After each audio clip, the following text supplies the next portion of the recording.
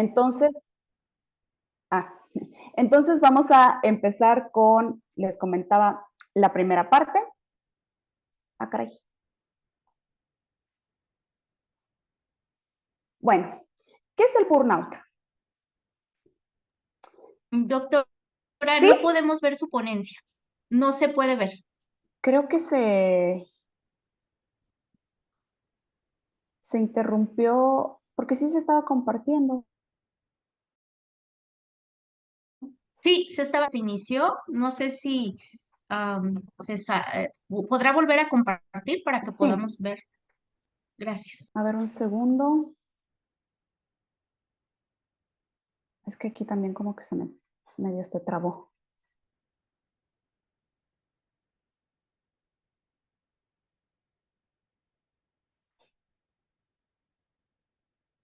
Ah,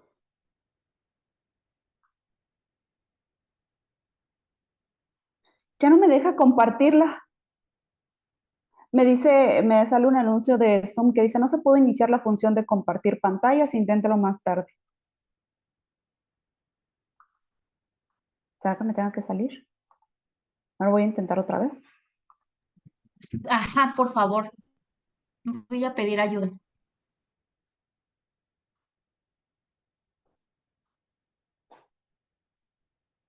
Creo que ya se compartió, ¿no? Sí, ya se puede ver. A ver, Nada voy a... más falta que maximice su pantalla. ¿Continúa? Sí, Sí, sigue. sí, sí, se ve A ver, perfecto. voy a... Ahora sí, ya. ¿Ya, verdad? Sí, Ok, ahora sí. Bueno, nada más denme un segundito para guardar las opciones de Zoom. Listo. Como les comentaba, vamos a dividir la presentación en tres partes. Vamos a comenzar con la parte uno y vamos a responder esta pregunta de ¿qué es el burnout? ¿Se volvió a salir? no, no, se ve muy bien. Ah, ya, es que no me están funcionando el teclado y cada vez como que oprimo se escucha un sonido y ese sonido lo escuché cuando se dejó de compartir, entonces por eso pregunté a ver. Si se deja Ah, de compartir, me avisan, porfa, porque pues no puedo ver si se claro que sí. comparte. Aquí le Muchas aviso. gracias. Gracias. Bueno, comencemos platicando un poquito acerca de qué es el estrés. Bueno, el estrés es una respuesta física y psicológica involuntaria a cualquier estímulo. Este estímulo puede ser interno, como una hemorragia, puede ser externo, como sentir frío, calor, o puede ser psicológico, como pueden ser situaciones, o sea, una respuesta emocional ante situaciones como una pérdida, de ya sea un duelo, una pérdida de trabajo. Todas esas situaciones y todos esos estímulos, ya sean exteriores o internos, causan en el organismo una respuesta. ¿Y qué es esta respuesta? Bueno, pues es una respuesta adaptativa, es decir, el organismo intenta conservar la homeostasis del organismo, ¿no? Nosotros sabemos que el estrés fisiológicamente hablando es la activación de este eje, del eje hipotálamo pituitario adrenal, que pues con una serie de hormonas intenta compensar pues la adaptación ante este estímulo. En este contexto, vamos a entender que el estrés es una respuesta natural y cuando tenemos una dosis de estrés es normal. Y si tenemos tiempo de recuperarnos, incluso muchos autores hablan de que el estrés es una respuesta evolutiva, es decir, cuando nosotros teníamos alguna amenaza, algo que nosotros percibíamos como una amenaza, pues teníamos algunas respuestas que era, ay, perdón, ay, ¿qué está pasando?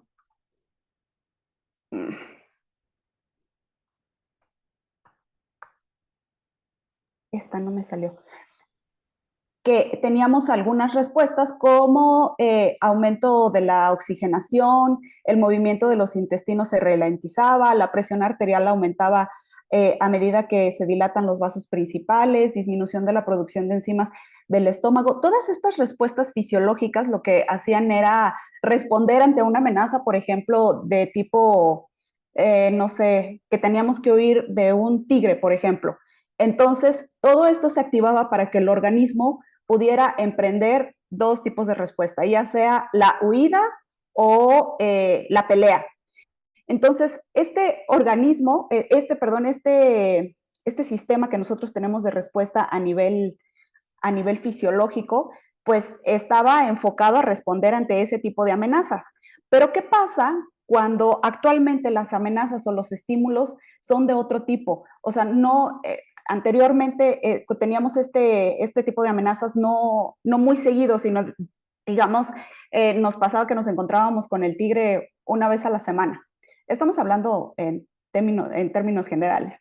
Entonces, los estímulos amenazantes no eran tantos como actualmente son en un contexto laboral, ¿no? Donde recibimos varias dosis de estrés, es decir, varios estímulos, y esto ha llegado a ser peligroso para el organismo. ¿Por qué? Porque el cuerpo no tiene tiempo de recuperarse. Como podemos ver, aquí tenemos golpes repetidos de esta respuesta fisiológica de las hormonas y pues con el tiempo, es decir, de manera crónica, el cuerpo ya no tiene tiempo de recuperarse y pues produce una alteración en este sistema de respuesta adaptativa de las hormonas. Entonces, ¿qué es lo que da lugar este tipo de estrés crónico? Bueno, pues una desregularización, perdón, en el organismo sin tiempo para recuperarse. Y precisamente es en este sentido que se describe el síndrome de burnout o desgaste ocupacional, como nosotros lo conocemos. Se llama burnout y la palabra burnout realmente no tiene una traducción al español porque sería como el síndrome de quemado, pero se, se entiende mejor como de desgaste ocupacional. Bueno, ¿y qué es el síndrome de burnout? Apenas en el 2019, cuando salió la actualización de la clasificación internacional de enfermedades, ya se incluyó al síndrome de desgaste ocupacional. ¿Y cómo se describe? Bueno, como un síndrome resultado del estrés crónico en el lugar del trabajo que no se ha manejado con éxito, es decir, que no ha habido una respuesta adaptativa exitosa y se caracteriza por tres dimensiones. Estas tres dimensiones son aspectos que así fue como describieron las personas que fue encabezado por la investigadora Cristina Maslach, que describieron a este síndrome y lo describieron a través de tres dimensiones o aspectos que describen a esta enfermedad, que son los sentimientos de falta de energía o agotamiento, el aumento de la distancia mental con respecto al trabajo o sentimientos negativos o sentimientos cínicos, pero todo con respecto al trabajo o una sensación de ineficiencia y falta de realización. Este síndrome de desgaste ocupacional nos hace mucho hincapié en que se refiere solamente a fenómenos en el contexto laboral, es decir, no se puede ocupar para describir otras experiencias como depresión o como ansiedad o que tenga que ver con otros aspectos de la vida que no sea el contexto laboral. Esto es bien interesante porque a pesar de que se hace una distinción de otras enfermedades, cuando se ha estudiado el síndrome de burnout, sí o sí está asociado precisamente con ansiedad, con depresión y con otras enfermedades que van desde el insomnio hasta síndromes metabólicos. Entonces, es bastante interesante porque todavía es una enfermedad muy nueva.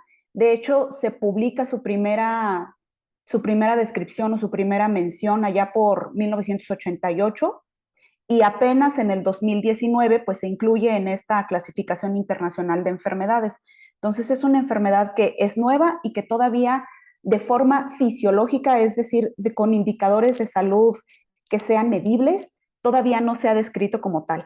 Sí se han identificado varios indicadores fisiológicos que se pueden asociar al síndrome de burnout, pero hasta ahora solamente se diagnostica y se diagnostica y se describe a partir de estas tres dimensiones que les mencionaba, que son el agotamiento, que es el sentimiento de no poder más de sí, la pérdida de energía, un desgaste físico y emocional constante. Este desgaste físico y emocional también se describe como un cansancio y una fatiga crónica que pese a tener ya un tiempo para recuperarse, es decir, digamos unas vacaciones, terminan las vacaciones y el cuerpo se sigue sintiendo cansado. y esta recuperación que vimos en la primera diapositiva, pues no se logra. También tiene otro aspecto que se llama la despersonalización, y este es muy interesante y quiero que le pongan mucha atención porque más adelante vamos a hablar en específico de esta, de esta dimensión y este aspecto, porque en policías es diferente. La despersonalización es un tipo de afrontamiento que tienen las personas. ¿Y qué es lo que pasa cuando te sientes demasiado estresado? Bueno, lo que haces es que tomas un distanciamiento de aquello que te está, un distanciamiento y unas actitudes negativas y cínicas de aquello que te está estresando. Y una de las cosas muy importantes que no lo describe en la clasificación internacional de enfermedades, pero que sí lo describen otros autores, es que el síndrome de burnout se ha observado con mayor intensidad en personas que tienen interacción con otras personas, es decir, que el objeto de trabajo son otras personas. Entonces, cuando estamos hablando de la despersonalización, estamos hablando de que el objeto que te estresa en tu trabajo principalmente, bueno, no el objeto, bueno, sí el objeto ya cuando después se desarrolla esta despersonalización porque precisamente ves a las personas como objetos. Y entonces ya no tienes la empatía que se requiere para, para desempeñar tu trabajo y tomas actitudes negativas hacia la ciudadanía, como puede ser desde actitudes agresivas hasta de cero empatía y también actitudes cínicas. Y la última es la reducida realización personal, que se reduce a una insatisfacción laboral, pérdida de interés y motivación por las funciones que realiza y la disminución en sentimientos de competencia. Esto es importante también, me gustaría otra vez recordarles que el síndrome de burnout actualmente se puede identificar a partir de estos tres aspectos, que es agotamiento, despersonalización y la reducida realización personal. Un poquito más adelante les voy a decir cómo evaluamos el síndrome, pero muchos autores nos dicen que es importante que se den las tres, porque se mide mediante un instrumento que es un cuestionario, y en los tres aspectos tienen que salir altos, porque si solamente tienen un aspecto alto, pues dicen que entonces no se puede hablar de que se esté padeciendo de síndrome de burnout. Bueno, entonces, ¿cuáles son las características principales del síndrome de burnout? Número uno es respuesta del estrés crónico. Número dos, se manifiesta entre profesionales que implica el trato directo con personas. Número tres, las consecuencias de este síndrome, de padecer este síndrome, afectan tanto al individuo como a la organización a la que pertenezca. Número cuatro, se refiere específicamente a fenómenos en el contexto laboral, eso lo vimos en la clasificación internacional de enfermedades, que incluso se hace la anotación de que solamente aplica para el contexto laboral y que no se puede aplicar para otros aspectos de la vida. Número 5 se caracteriza por las tres dimensiones de las que platicamos anteriormente, que es el agotamiento, el aumento de la distancia mental o despersonalización y la baja realización personal. Y algunos factores asociados a este desarrollo de burnout son horarios irregulares, jornadas largas de trabajo, salarios bajos, incertidumbre laboral, que como vemos todos están enmarcados en el contexto laboral. ¿Cuáles son algunas de las consecuencias que se han descrito que están asociadas a el desarrollo de síndrome de burnout? Bueno, las he dividido aquí en fisiológicas, conductuales y sociales y de relación interpersonales. Es decir, que hay en estos tres ámbitos, hay consecuencias. Por ejemplo, en lo fisiológico, fatiga, mareos, dolores muscoesqueléticos, palpitaciones, migrañas, falta de concentración, alteraciones del sueño. Y como les decía también que es un síndrome que es relativamente nuevo, o sea, que no tiene ni 50 años, digamos, que se está estudiando. Entonces, pues todavía no se ha podido, a pesar de que sí ya ha habido varios trabajos en cuanto al desarrollo de hipertensión, en cuanto a la asociación con síndromes metabólicos como la obesidad o el sobrepeso, aún no se ha podido explicar muy específicamente cómo estas reacciones fisiológicas están asociadas al síndrome. Otras de tipo conductual como la hostilidad, irritabilidad, incapacidad para relajarse. Les decía que incluso las personas pierden, como en la depresión, pierden la capacidad para disfrutar de cosas que antes disfrutaban, cambios bruscos de humor, impaciencia, ansiedad, baja tolerancia a la frustración. Y de hecho, esto también en cuanto a las consecuencias conductuales, en cuanto a estos aspectos que se han visto, se está estudiando qué tanto están involucrados las hormonas, porque pues nosotros sabemos que nosotros somos todas nuestras respuestas, ya sea incluso psicológicas y físicas, están reguladas por las hormonas. Entonces, ¿qué tanto estas alteraciones hormonales tienen que ver con la irritabilidad, con la incapacidad para relajarnos, con estos cambios bruscos de humor, con la impaciencia, con la ansiedad? ¿Qué tanto y cómo se desarrolla esto en este síndrome de burnout? Y finalmente, sociales y de relaciones internacionales, bueno, el hecho de que tengamos todas estas consecuencias en los cambios de comportamiento, bueno, pues se va a ver reflejado en nuestras relaciones interpersonales. Por ejemplo, en el aumento de los problemas de la pareja, familiares y en las redes sociales que son fuera del trabajo. Entonces, a pesar de que el burnout solamente nos piden que sea descrito por el contexto laboral, las consecuencias van a sobrepasar ese contexto laboral. O sea, no solamente se van a quedar en el desempeño, no solamente va a afectar nuestro desempeño en el trabajo, sino que también ya va a estar afectando nuestras relaciones interpersonales con otras personas y, por supuesto, nuestra salud física y mental.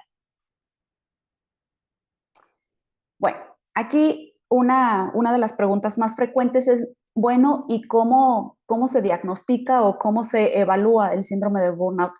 Actualmente hay varios cuestionarios, varios tipos de instrumentos que nos ayudan a la evaluación del síndrome, pero específicamente y el que más se utiliza es el Maslach Human Inventory, que como les decía, Maslach es la investigadora que inició en la descripción de este síndrome.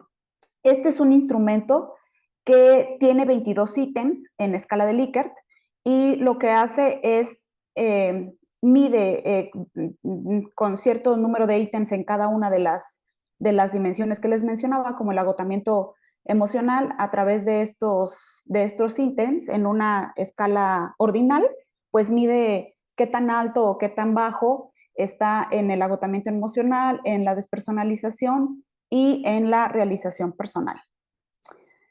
Bueno, y a través de estos años de investigación se han descrito cierto tipo de modelos en el síndrome, es decir, cómo se presentan, ya sea, por ejemplo, a través de iniciado la despersonalización, es decir, primero inician con la despersonalización, luego esa despersonalización, es decir, esa falta de apego a tus funciones o esa falta de empatía con las personas con las que trabajas te llevan a llevar una falta de realización personal y eso finalmente lleva al agotamiento. Eso lo estoy describiendo en el primer modelo.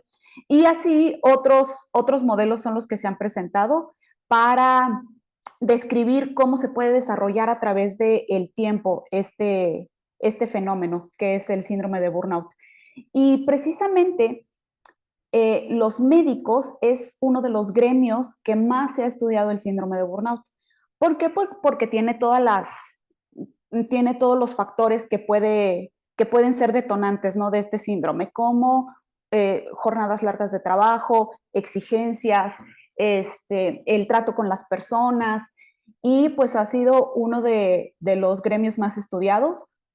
De hecho, todo el personal de salud, porque también sea en médicos, en enfermeras, y uno de, por ejemplo, de los parteaguas que fue en este síndrome fue precisamente en el 2020-2021, porque pues pasó pandemia, ¿no? Entonces, y ya se había encontrado, antes de pandemia ya se había encontrado que, aparte, que como el 56, este es un estudio de Estados Unidos, que como el 56% de los médicos, del personal médico, ya presentaba ciertos índices de síndrome de burnout, Y cuando lo miden en el 2021 y hacen las comparaciones con el 2000, creo que fue en el 2017 que hicieron uno de los primeros estudios que fueron grandes, pues de 56 pasó arriba del 70% de los médicos que tenían burnout. Entonces, como se pueden ver, sí son importantes las circunstancias en las que se elabora para el desarrollo de este síndrome. Bueno, entonces, en general y como el modelo más aceptado es que la dimensión, digamos, base de este síndrome es el agotamiento, donde disminuyen los recursos físicos y emocionales, y este agotamiento, es decir, esta incapacidad ya para adaptarse, esta incapacidad ya para adaptarse a la situación, pues nos lleva a pues tratar de responder de otra forma, que es una estrategia defensiva que reduce eh, les digo, el apego con nuestro contexto laboral, y esto es la despersonalización y que nos hace tener ciertas actitudes negativas, y finalmente eso ya nos lleva a tanto el agotamiento como la despersonalización pues a una sensación de ineficiencia y de incapacidad. Como les mencionaba, hasta ahora digamos que la mayor parte de los estudios que abordan el síndrome de burnout han sido desde un punto de vista, digamos, psicológico, y todavía nos hacen falta estudios para describirlo de forma fisiológica. Y aquí me gustaría hacer un pequeño paréntesis para contestar, no sé, algunas preguntas acerca de la primera parte, que es el síndrome de burnout, para continuar con la parte 2 de por qué lo estudiamos en policías. Entonces, si hay alguna pregunta. Buenos días a todos nuevamente. Aquí en esta pausa, pues pedirles si tienen alguna duda y es el momento de externarla. Estamos haciendo una pausa para que conteste la doctora Irene sus preguntas. Están en el chat.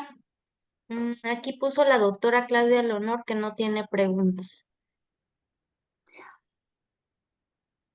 Yo creo que quedó muy claro, doctora Irene. Ok, entonces, seguimos entonces con la... Perdón, un segundo. Que ahora metí mano aquí, es que abrí el chat y ya. Bueno, entonces, continuando con la presentación, ahora me gustaría hablarles de por qué en policía, de por qué en policías, cuál es el problema. Bueno, si nosotros preguntáramos aquí en la sala si consideramos que el tema de la seguridad pública es un tema de interés en la ciudadanía, tanto mexicana como internacional, pues contestaríamos que sí, ¿no? Yo creo que es un problema que se percibe y que sabemos, y los números nos respaldan en ese sentido. A nivel internacional, se hizo un estudio en el 2023 esto es un reporte de la ONU de cuáles son los países que tienen mayor incidencia de homicidio, y pues vemos que México es uno de los países que a nivel mundial que tiene más tasas de homicidio por cada 100,000 habitantes. Y eso no ha cambiado. Este es un reporte del 2023, pero pues eso no ha cambiado en la actualidad. Entonces, nuestro país, de hecho, hay rankings que sitúan a México dentro de los 10 países, pues, que se estiman, de los países que no están en conflicto bélico, que se estiman más violentos. Y también tenemos el nada honroso. Tenemos cerca de 6 ciudades, si no me equivoco, que están entre las más peligrosas del mundo. Estas también, no estamos hablando de ciudades que están en conflicto bélico, y pues se mide a partir del índice de homicidios por cada 100,000 habitantes. Entonces, de hecho, la ciudad más peligrosa del mundo, de acuerdo con los detalles, con los datos que nos da Statista, que es una plataforma, si no me equivoco, es alemana, que se dedica precisamente al análisis de datos, pues coloca a Colima como la ciudad más peligrosa del mundo, de ciudades que no están en conflicto. Bueno, ¿Y qué es lo que dice? Esto es lo que la percepción que se tiene de la seguridad en México, digamos, a nivel internacional, ¿no? O sea, otros países, de acuerdo a los datos, cómo perciben a México. ¿Y qué es lo que realmente pasa en México? Bueno, pues que sí, aquí tenemos una lista de los delitos que son, eh, digamos, que más afectan a la ciudadanía mexicana. Entre ellos es el número uno, por supuesto, que es homicidio, feminicidio, secuestro, extorsión, el robo en distintas vertientes, la violencia familiar, la trata de personas, el narcomenudeo. Y pues a pesar de que estos datos que son del INEGI, que son de julio del 2023 a julio del 2024, nos muestran que ha habido una disminución de estos delitos respecto al año pasado. O sea, digamos que comparan julio de 2023 y comparan julio del 2024 y dicen que pues ha habido una disminución de los delitos, pero varias asociaciones que se dedican a los análisis de datos, entre ellas empresas o asociaciones civiles como Causa en Común, dicen que si revisan los expedientes, las carpetas de los que se hacen para el MP de denuncia, pues que realmente son más los que se publican, los que digamos que de manera oficial el INEGI da, y esos datos son algunos que nos exponen. Por ejemplo, les digo Causa en Común, que es una asociación civil que se dedica precisamente a llevar un análisis y un, un estudio de todos estos datos acerca de la incidencia delictiva. Pero pues aún así sigue siendo preocupante. De acuerdo a una encuesta que también creo que no la puse aquí, pero que también es del INEGI, cuando le preguntan a la gente qué es lo que más le preocupa, o sea, del país, número uno, la seguridad. Y número dos, pues el alza de los precios. Entonces, sí es un problema a nivel nacional y a nivel internacional también, por supuesto, que se percibe y que lo sentimos. También por ahí aquí está, que en el 2022, en esta encuesta de victimización y percepción sobre la seguridad pública, que el 27% de los hogares en México tuvo al menos un integrante de su familia víctima de un delito. Algunos delitos como los que presentamos en la diapositiva anterior.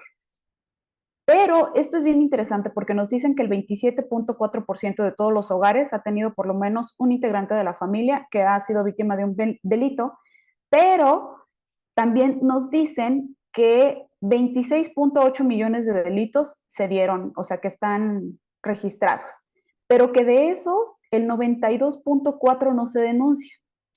Eso quiere decir que este porcentaje, pues por supuesto que es muchísimo más alto, porque si esto se llevan a cabo de las carpetas de investigación, o sea, estos datos salen de las carpetas de investigación.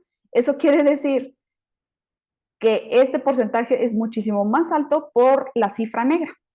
Entonces, la percepción de seguridad sabemos que sí es un tema, y es un tema que es lo primero que pensamos. Bueno, pues que son las autoridades. O sea, uno de los grandes factores, digamos, que son determinantes en la percepción de seguridad que nosotros tenemos, pues por supuesto que son las autoridades, ¿no? Entonces, número uno, ¿cuál es la percepción de confianza que tiene, perdón, del desempeño de las autoridades que tiene la ciudadanía?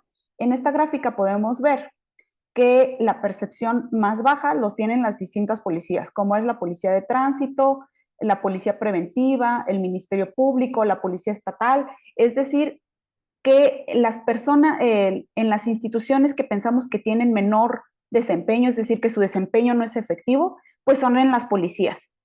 ¿Y en quién sentimos que sí su desempeño es óptimo? En la Marina, en el Ejército y en la Guardia Nacional. Y eso no cambia mucho, por ejemplo, en la confianza. ¿En quiénes tenemos confianza? Bueno, pues en la Marina, en el Ejército y en la Guardia Nacional. Pero si comparamos los números con las distintas policías, como es la estatal, la preventiva, la policía de tránsito y la fiscal, pues tenemos que realmente el nivel de confianza pues no es óptimo, porque apenas si pasa el 50%. Y de hecho estaba leyendo acá, por ejemplo, que dice que que estos números también se han sacado de si te inspira mucha o algo de confianza. Es decir, que cuando te hicieron la entrevista, si les dijiste, les inspira mucho o algo de confianza y dijiste, pues sí, algo de confianza, pero que no es una confianza total en las autoridades, pues ya los metieron por acá, ¿no? O sea, de hecho, pues sí, es una manera como de embellecer las estadísticas de lo que realmente es. Yo creo que si hiciéramos una pequeña encuesta acá, pues saldría un poquito más bajo. Y finalmente la percepción de corrupción, y eso se ve en la percepción de corrupción, porque creemos que las autoridades son corruptas, sí, no, y pues vemos que ¿quiénes percibimos que son más corruptos? La policía de tránsito, la policía preventiva, la policía estatal, y la Marina, Ejército y Guardia Nacional pues tienen niveles bajos de percepción de corrupción. Entonces, ¿qué nos dice todos estos datos de cómo la gente percibe a las autoridades? Bueno, ¿qué nos dicen? En primer lugar, que hay una visión negativa de la policía como institución, es decir, de las distintas policías como institución, y de ahí se desprende la relación negativa que hay entre la sociedad y los policías como ciudadanos y como servidores públicos, porque como vimos, creemos que no son efectivos, no les tenemos confianza y creemos que son corruptos, o sea, es la percepción que nos dan estas instituciones. Y pues, ¿cuál fue la solución de acuerdo a nuestras instituciones que no son policíacas? Bueno, pues que nuestros cuerpos de seguridad pública, es decir, las policías, nos están fallando y que el ejército es más capaz, más confiable y más eficiente. Y pues entonces, esto es a partir de los datos que nos están presentando y es una perspectiva, solo es una perspectiva y yo me atrevería a decir que es una perspectiva un poco sesgada porque no estamos viendo todo el panorama y nosotros es lo que estamos tratando de hacer con este tipo de, de presentaciones, es dar a conocer un poco más también el contexto en el que se desarrollan las funciones, las policías, o sea, cómo está la policía en México. Entonces, yo les vengo a traer otra perspectiva de cómo está la situación de los policías en México. Ya vimos cómo está, ya vimos un primer contexto y es cómo está la seguridad pública en México, o sea, cómo está la inseguridad y ya vimos que pues sí es un tema preocupante y pues ahora vamos a ver cómo está la situación de esas instituciones que son las encargadas tanto de la lucha como de la prevención del delito. Bueno, en cuanto a estrés laboral, pues la policía es uno de los colectivos que ha sido relacionado con el estrés laboral. Estamos hablando a nivel también internacional, o sea, no es únicamente propio de digamos, de que está asociado a estrés, no es solo con México, es a nivel internacional. Y esta profesión a nivel internacional también podemos encontrar los distintos estudios que se ha asociado a consumo de alcohol, a trastornos de ansiedad y cuadros depresivos, a una mayor incidencia de problemas de tipo familiar y altas tasas de divorcio y a una mayor frecuencia en suicidios. Esto a mí me pareció muy interesante porque cuando estábamos haciendo una revisión de la literatura para ver cuáles eran los factores que estresaban a los policías a nivel internacional, pues yo pensaba, realmente me imaginaba, tenía la idea o la percepción de que me iba a encontrar que otras policías no padecían de este tipo de estrés, ¿no? O sea, por ejemplo, me imaginé, hay estudios de Corea, hay pocos estudios, pero sí hay estudios, por ejemplo, como de Corea.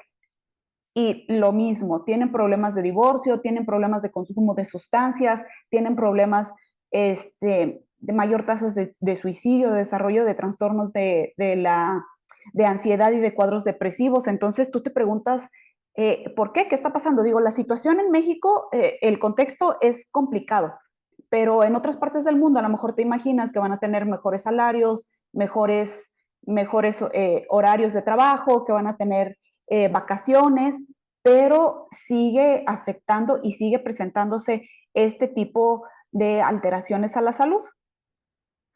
Y precisamente estos son algunos, cuando hicimos esa revisión, estos son algunos de los estresores que están asociados a la función de de la, de la policía, como las jornadas extenuantes.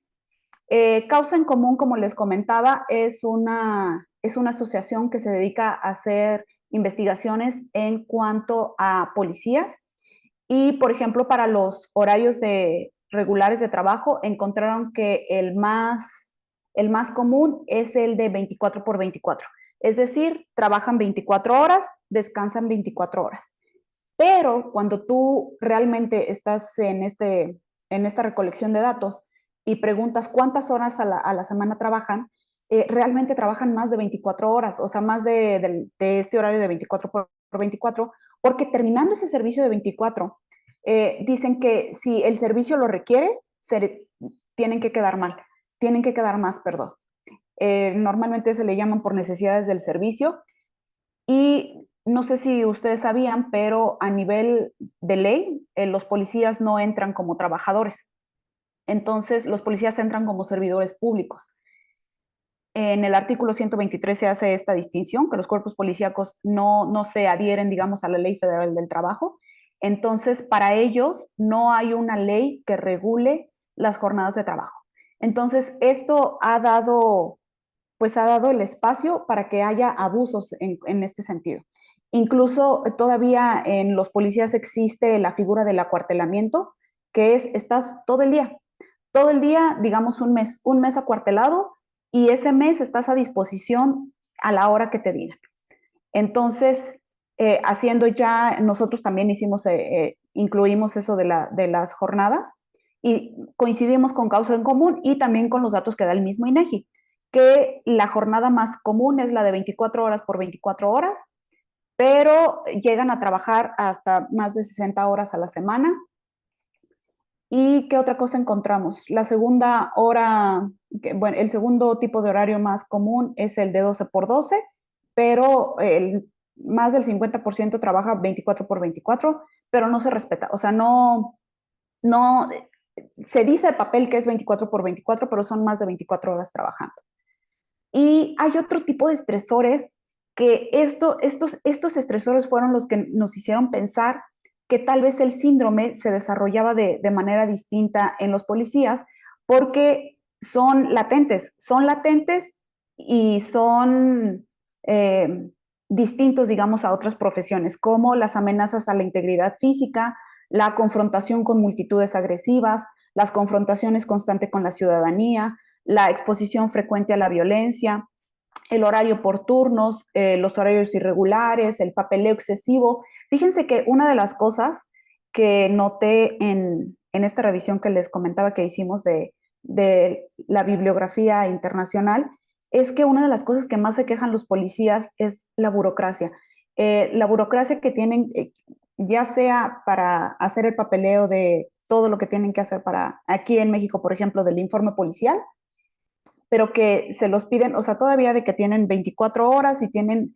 o sea, que ya han estado 24 horas de operativos y tienen que llegar y tienen que hacer todo ese tipo de papeleo y tienen que quedar en menos de creo que tienen igual como 24 horas para presentar todo ese papeleo, entonces que la carga de papeleo y la burocracia es excesiva. Y a nivel nacional, también en el año 2000, creo que se presentó en el 2022, que es parte de un informe acerca de los policías abatidos, de cómo mueren los policías. Y que encontraron que en comparación con la población general, digo, esto a lo mejor no es una sorpresa para nadie, pero que la principal causa de muerte en los policías, pues es de muerte violencia, o sea, de muertes violentas que no tienen que ver con enfermedades. Y entonces, pues a través de esto, o sea, si lo comparamos con la población general, a través de esta comparativa de datos, pues nos podemos dar cuenta que el ser policía, pues ya es un riesgo a la salud, o sea que sí ya lo podemos estimar como un riesgo a la salud. Y aquí ha sido uno de otros tantos padecimientos que se han encontrado en los policías. Estos padecimientos se han estudiado muy independiente del síndrome de burnout, es decir, que se ha encontrado que el 6% padece taquicardias, que tienen sudoraciones por nerviosismo, dolores de espalda, como podemos ver, lo más común es el cansancio, el estrés y los dolores de espalda, entre otros. Nosotros particularmente también cuando hicimos nuestra investigación, pues sí encontramos gastritis. Fíjense que lo único que sí casi no encontramos son enfermedades respiratorias, pero ciertas enfermedades como digestivas, insomnio, trastornos de cambios de humor frecuentes, irritabilidad, y eso sí, sí encontramos. Entonces, bueno, ¿cuáles son los padecimientos más recurrentes en la policía? Pues problemas con el peso, irritabilidad, insomnio, ansiedad, nerviosismo y fatiga crónica. En casos extremos, la tensión llega a generar problemas psicológicos, emocionales o trastornos psiquiátricos severos y, consecuentemente, ausentismo, adicciones, incapacidades y muertes por accidente o suicidio. Algo que también nos llamó mucho la atención es que normalmente, digamos, como una medida de mortalidad, podríamos decirlo, para la policía, es el número de homicidios en policía. Entonces, cuando tú ves el número de policías, por ejemplo, en un año, son 400, por decir un número. Hasta ahorita creo que en todo el sexenio van como 2.500 y fraccioncita van de homicidios en el sexenio.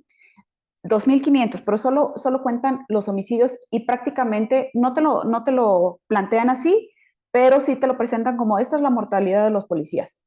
Pero en el 2017, precisamente en el informe donde les presenté de los policías abatidos, cuando tú ves las muertes, es decir, que cuando revisan los registros de defunciones y se fijan quiénes eran policías, pues había más de 7.000 muertes.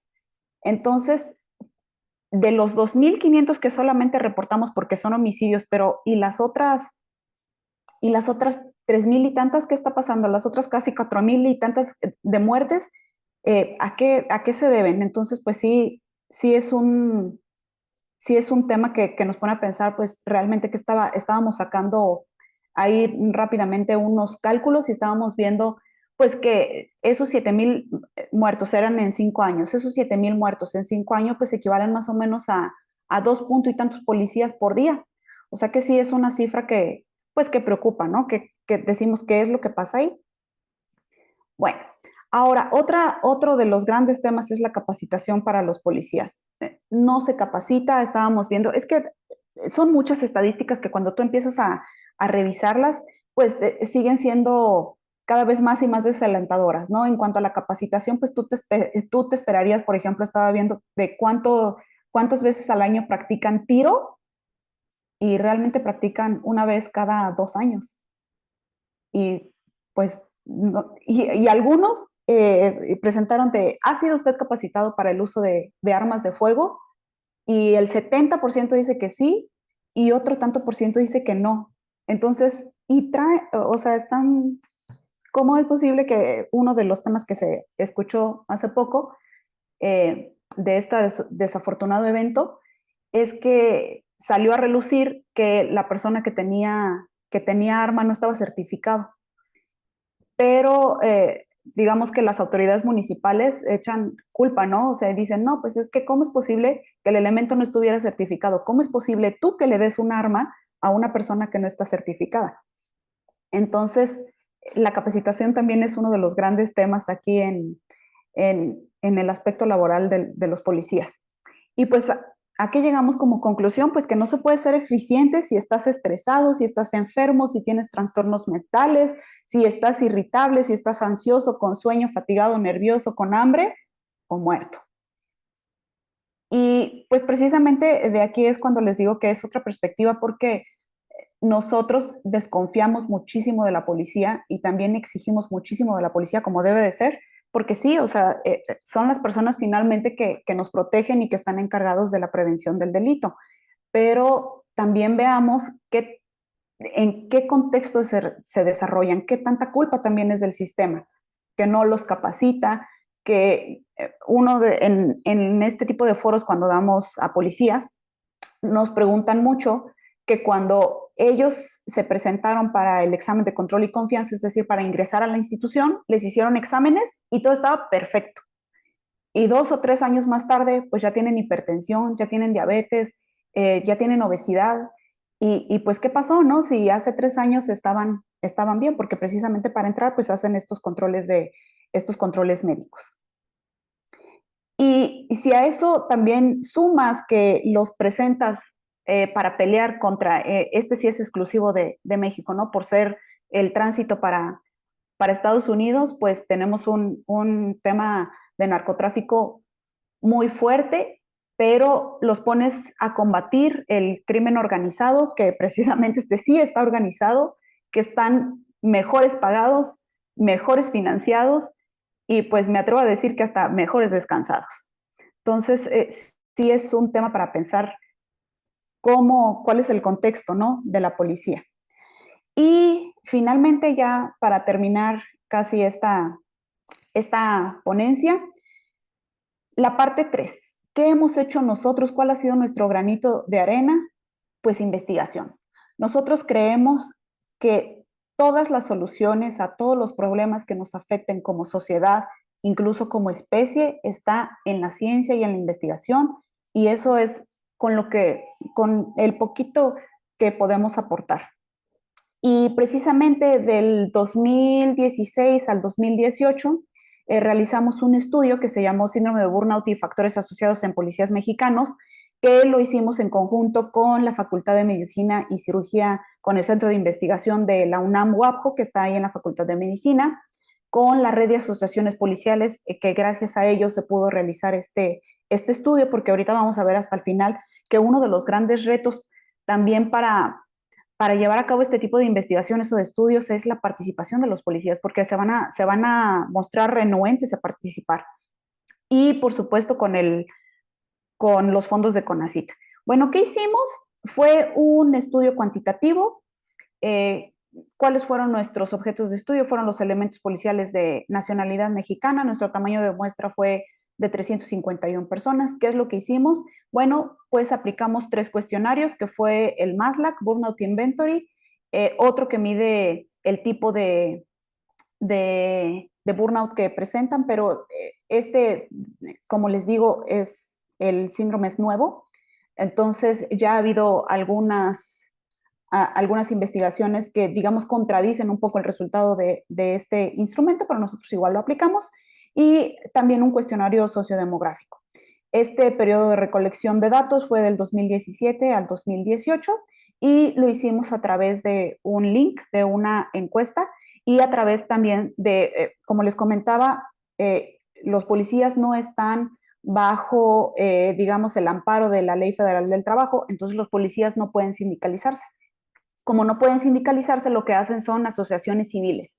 Y pues estas asociaciones civiles lo que buscan es la profesionalización del policía, las mejoras laborales y también, gracias a este tipo de asociaciones, tienen una red de asociaciones de policías, fue que a través de los distintos presidentes, pues pudimos llegar a los 351 policías que tuvimos la oportunidad de encuestar.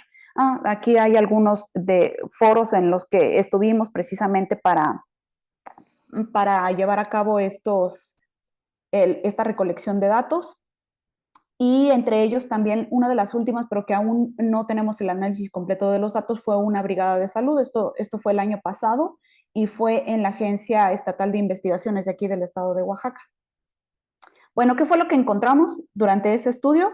Pues que el 42% percibe su estado de salud de regular a muy malo, el 83% de los policías duermen menos de 6 horas al día, el 67% percibe su calidad de alimentación de regular a muy mala, el 85% no tiene regulares horarios de comida y el 81% presenta sobrepeso u obesidad. Esto fue uno de los datos más alarmantes porque después encontramos que el índice de masa corporal pues sí se relacionaba con el nivel de burnout, o el nivel de burnout también se relaciona de manera positiva con el índice de masa corporal. Esto yo estoy segura, que ustedes pueden encontrar, ustedes como médicos pueden encontrar algunas similitudes también con su labor, con su entorno, que seguramente tampoco no tienen o pueden percibir a lo mejor su calidad de alimentación como de regular a muy mala por el tipo de horarios, que no tienen horarios regulares, que probablemente por la exigencia misma de la profesión duerman menos de 6 horas al día. Y no sé no estoy al tanto de estudios, al menos aquí en Oaxaca, de, por ejemplo, del índice de masa corporal o de sobrepeso y obesidad, si se ha estudiado en médicos, pero ¿y cómo están? Bueno, otro de lo que encontramos ya respecto al burnout es que 61% presentaba al menos alguna de las dimensiones altas, que esto fue lo más interesante que encontramos, que la despersonalización era la dimensión que se presentaba como mayor frecuencia, y también ya cuando hicimos los análisis exploratorios fue la que encontramos que era, digamos, el elemento central, el factor central que describía a todo el modelo. Es decir, en policías la despersonalización era el central, la dimensión, el factor central, cosa muy diferente en los otros colectivos, incluyendo médicos, que es el agotamiento.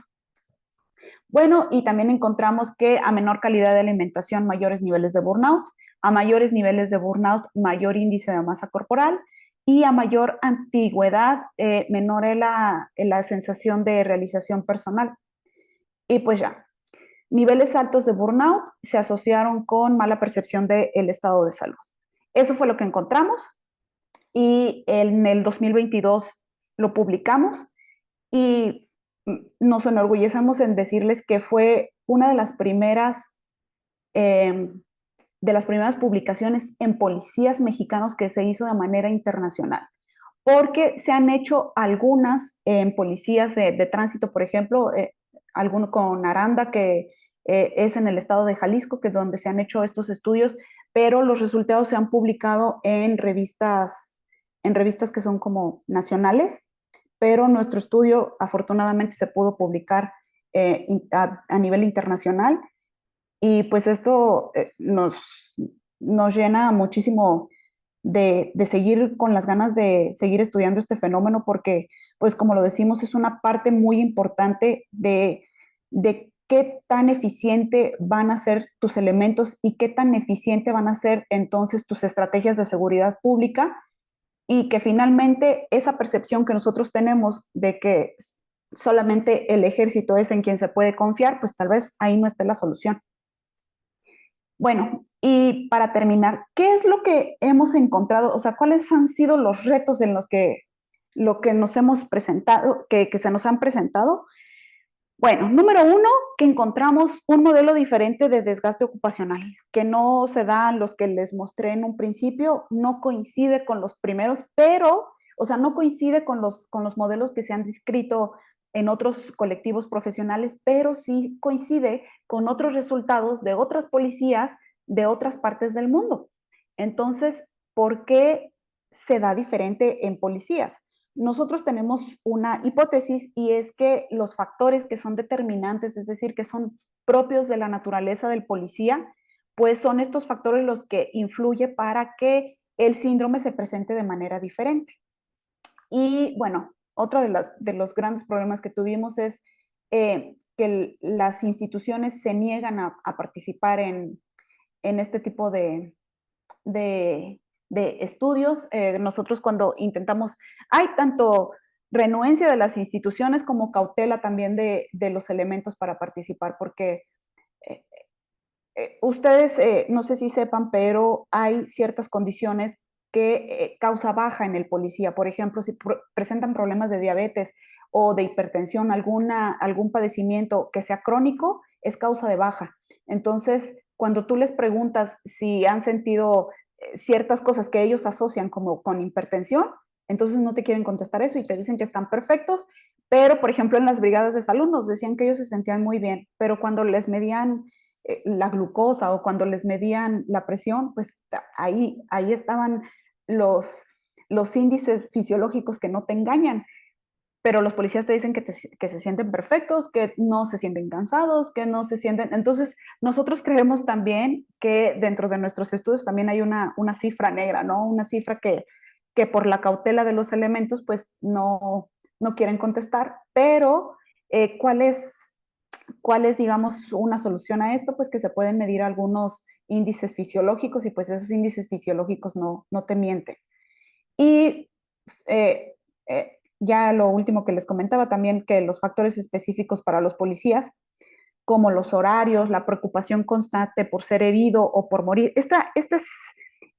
Se hizo un estudio y a mí me impresionó que lo que más les preocupaba a los policías no era morir en un operativo, lo que más les preocupaba era quedar heridos, porque si quedan heridos, y sobre todo aquí en México, por ejemplo, que no tienen un seguro, por ejemplo, de gastos médicos mayores, es decir, si les llega a pasar algo así, son ellos contra la vida, ¿no? O sea, de hecho les dan de baja y ya no hay manera en que la institución se haga cargo de el policía. De hecho, por ahí también hay hubo una publicación acerca de algunos policías que han sido heridos en trabajo. Y pues efectivamente lo que podemos encontrar es que la negación de las instituciones, de las autoridades, es, pues, es que ya no me funcionas como el evento, muchas gracias, y como la ley no me obliga a darte ningún tipo de seguro, pues ya. Y otro tipo de factores que también, digamos, no presentan otros profesionales es por ejemplo, esta confrontación con multitudes que pueden ser linchamientos. De hecho, en la gráfica que vimos de los policías abatidos, había otra gráfica de cuáles eran las causas de esa caída, digamos, de esa muerte por policía, y había desde riñas hasta linchamientos. Entonces son situaciones que otros colectivos profesionales no se preocupan o no tienen como esa noción de que puedo salir y me puede pasar esto. Y finalmente esta estigmatización por parte de la sociedad, porque como les digo, la relación que hay entre sociedad y policía está muy desgastada, y pues es precisamente no solamente por responsabilidad del policía, ¿no? Sino pues de todo el contexto en el que desarrolla sus funciones. Y bueno, entonces, ¿cuál es nuestra conclusión? Que los policías sí experimentan un estrés físico repetido, estrés emocional, incluso con este contacto, digamos, continuo con violencia, estrés prolongado, falta de sueño, mala alimentación, sobrepeso, obesidad incontrolada, ansiedad, angustia, depresión, problemas para sentir placer, es decir, que ya no pueden, ya no, las cosas que antes disfrutaban ya no las disfrutan. Y pues todo esto debemos entender que también hay un trasfondo fisiológico, ¿no? Detrás de esto, una alteración hormonal que muy seguramente tiene que ver pues con todas estas enfermedades. Entonces, para nosotros esto sí es muy serio, es una enfermedad muy real que está afectando a las policías y que está detonando desde enfermedades autoinmunes a enfermedades crónicas. ¿Y qué es la última conclusión que nosotros tenemos? Que este síndrome en policías, de acuerdo con la evidencia que nosotros hemos encontrado, más que un conjunto de síntomas característicos de alguna enfermedad o patología, es un desarrollo de enfermedades asociadas a la función policial que son causadas precisamente por factores que son propios de la naturaleza de su función, en donde tanto la desregularización fisiológica, es decir, de las hormonas, mediada por hormonas, dirige estas fallas metabólicas en el organismo y que finalmente se expresa en distintas enfermedades.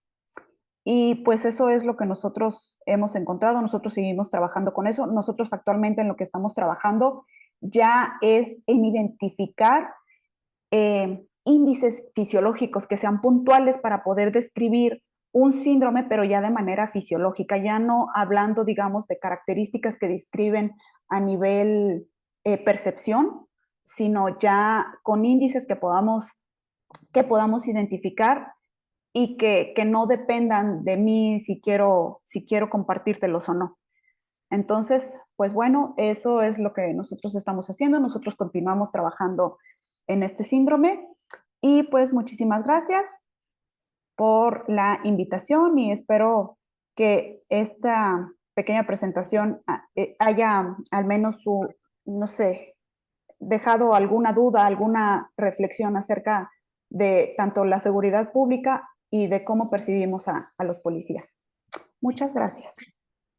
Gracias, doctora Irene. Pues nuevamente le agradece la Facultad de Medicina y Cirugía su ponencia. La verdad es que hay temas en los cuales pues no estamos empapados y bueno, muchos de los médicos que aquí se conectan pues ven médicos, perdón, ven población abierta, o sea, específicamente pues podemos tener algún paciente como un policía, ¿no? Entonces me llama la atención el porcentaje de síndrome metabólico, obesidad, que realmente los va a llevar a complicaciones más adelante, ¿no? En su salud. Y pues esto aunado a todo el estrés, o sea, la verdad es que es todo un problema, ¿no? Para toda esta población. Y bueno, pues no sé, yo supongo que hay dudas, hay preguntas y queremos que las externen. Aquí está el chat, si pueden ustedes poner sus dudas.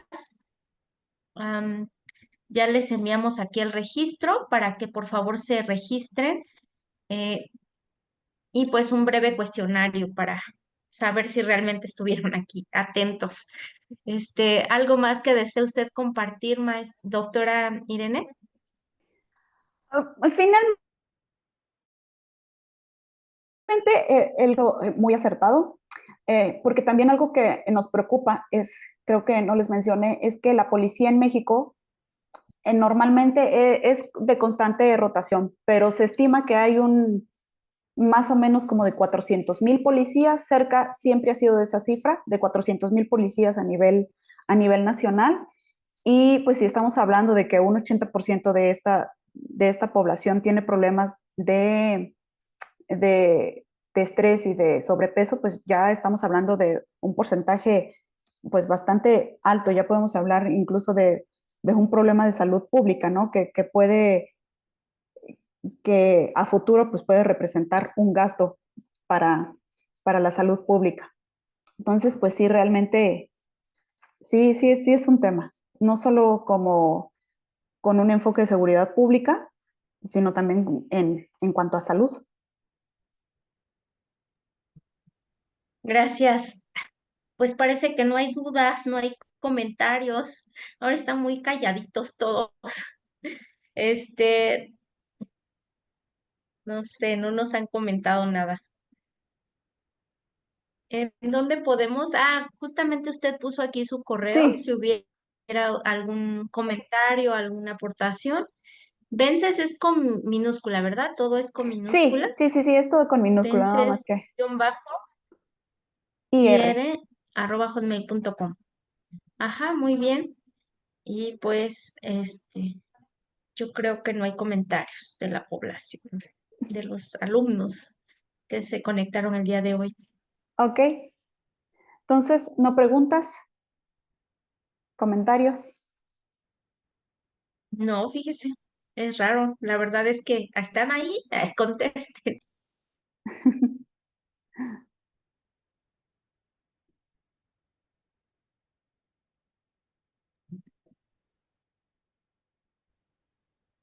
Dice el doctor Jorge Ramírez, la alimentación es un factor importante, normalmente comida rápida. Sí, Sí, totalmente. Como les ¿qué comentaba, puede comer? sí, como les comentaba, una de las cosas que se encontró es que eh, la percepción que tienen de la calidad de la alimentación pues es muy baja y que está asociado con el síndrome y también los horarios de comida, porque no tienen horarios regulares de comida, entonces ni la calidad de la alimentación ni los horarios pues contribuyen a que, a que estén en condiciones óptimas.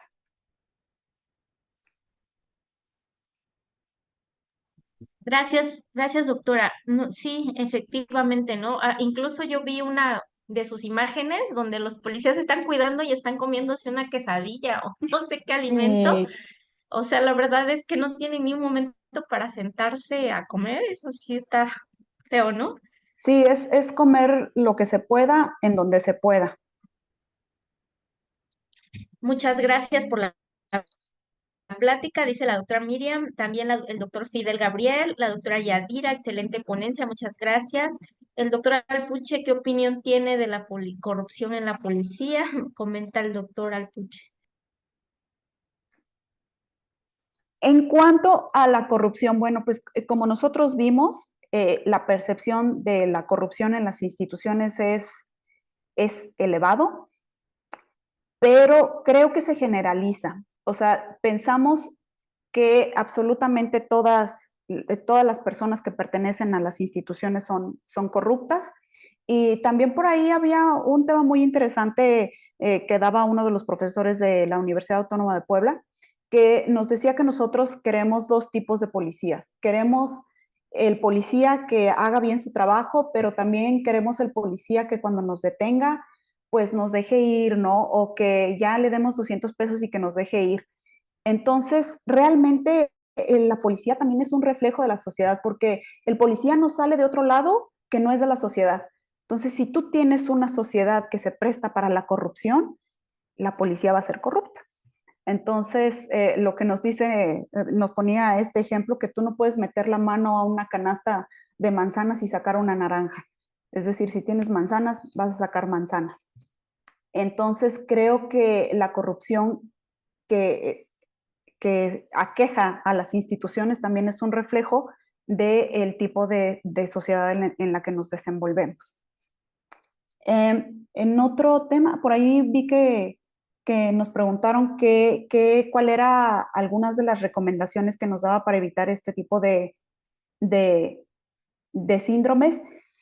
Ahorita los estudios que no hay como tal una terapia específica, o sea, es decir, no hay una cura como tal, pero sí se han asociado cierto tipo de terapias como cuáles, como meditación, ejercicio, el dormir bien. Esto, el dormir en ciclos y las 8 horas, pero en ciclos, ya saben, o sea, dormir 8 horas y de noche es algo que se recomienda y que es muy importante, pero lamentablemente las funciones o cómo es esto de la policía, cómo son las jornadas laborales, pues impide que se dé, que se regule, digamos, ese horario de trabajo. Pero sí, incluso hasta la meditación se ha comprobado a nivel, digamos, hay estudios que sí se ha habido una mejora de un antes y un después acerca de estas técnicas que le llaman mindfulness, que es meditación, pero sí, ese tipo de terapias ayudan. Gracias. También dice la doctora, el doctor Jorge, excelente ponencia, gracias. Consumo de refrescos, también él comenta, ¿no? Sí, pues yo creo que en Claro. en muchos grupos de la población, ¿no? Creo que somos el número uno México, ¿no? El consumo de refresco. Y bueno, dice la doctora Miriam Maribel, en mi trabajo con varios policías, en mi efecto, así como lo describió, viven en situaciones diferentes y eso los lleva a malos hábitos. Sí, claro.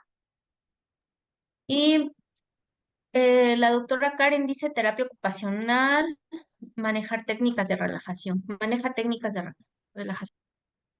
Sí, como les comentaba, es una de las terapias que se han estudiado y que se han recomendado para el tratamiento del burnout y del estrés, este tipo, la meditación, el mindfulness. Ahí hay varios estudios y sí, lo recomiendan. Gracias, doctora.